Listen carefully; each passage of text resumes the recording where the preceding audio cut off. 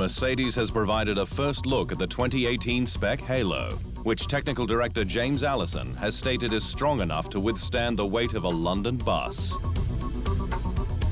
The new cockpit protection device, made from titanium for its high strength-to-weight ratio, is said to make its debut on all F1 cars this year. But it's not simply been a case of bolting on the new component. We had to strengthen the design of the chassis so that it would be able to take roughly the weight of a London double-decker bus sitting on top of this Halo to make sure that it would be strong enough to withstand the type of event that are designed to protect the driver's head against. But while Halo's integration has been a challenge for all the teams in getting the car under the minimum weight so they can use ballast to make up that difference and tune the car from circuit to circuit, we're yet to see the addition of the individual fairings or Halo covers used to mitigate the effect it has on the complex aerodynamics of the car.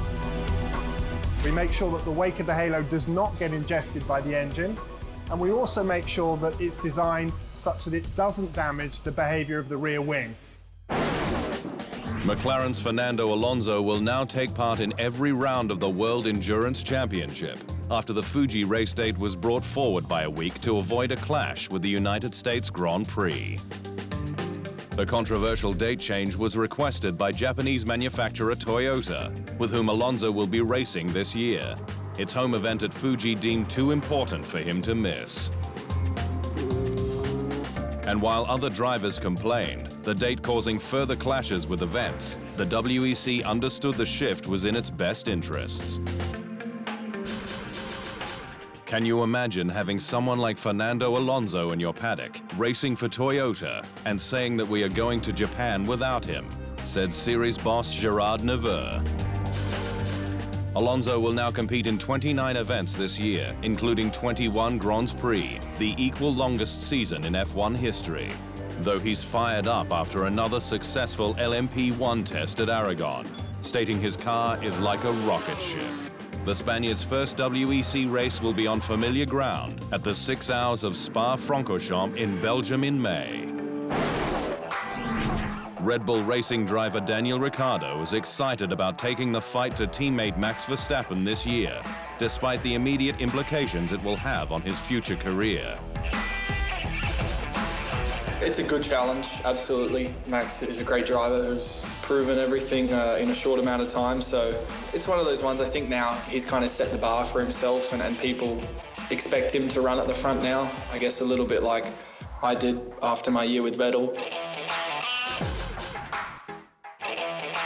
The 28-year-old is a free agent at the end of the season, for the first time in his F1 career.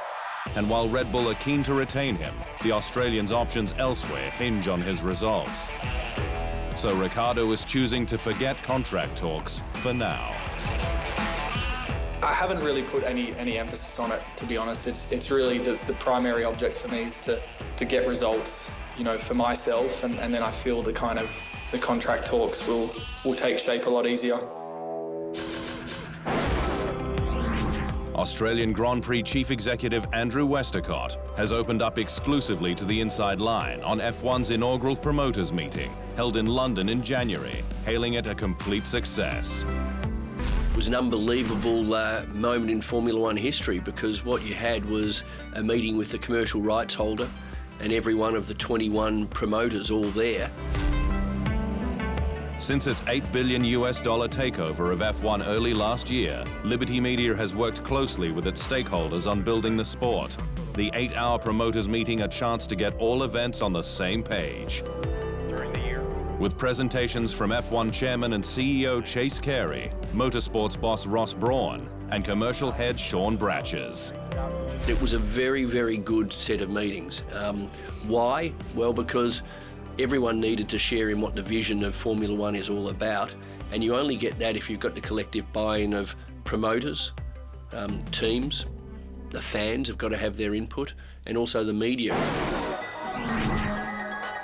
Former Sauber driver Pascal Wehrlein is hoping that a return to German touring car series DTM will lead him back to F1 in 2019.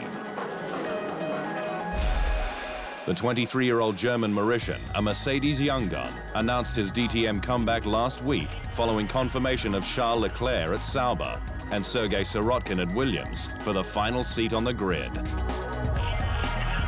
But Wehrlein believes the switch to touring cars could be a positive step should he be able to dominate. "If I can be strong from the beginning, it could put me in a better position," he said. Wehrlein won the DTM championship in 2015, which catapulted him into F1 with Manor Racing, before being picked up by Sauber last year, where he earned all 5 of the team's points. Then teammate Marcus Ericsson, the only full-time driver not to score. With the 2018 season now just over a month away, the sport's governing body, the FIA, has tightened the engine regulations to close a number of loopholes being exploited. Burning oil as fuel, which a number of the squads are allegedly doing for extra power, will be limited further, the allowed maximum dropping from 900 milliliters to just 600 per 100 kilometers.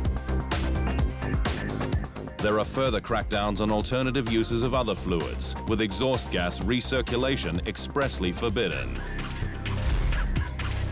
And there is now a regulation regarding engine temperatures, more specifically the air going into the engine's cylinder head, which now must be a minimum of 10 degrees above ambient to ensure teams cannot use cool air to help performance of the current turbo hybrid power units. All of which will help eliminate grey areas of development as the teams fire up the new cars ahead of pre-season testing. TheInsideLine.com for everything Formula One.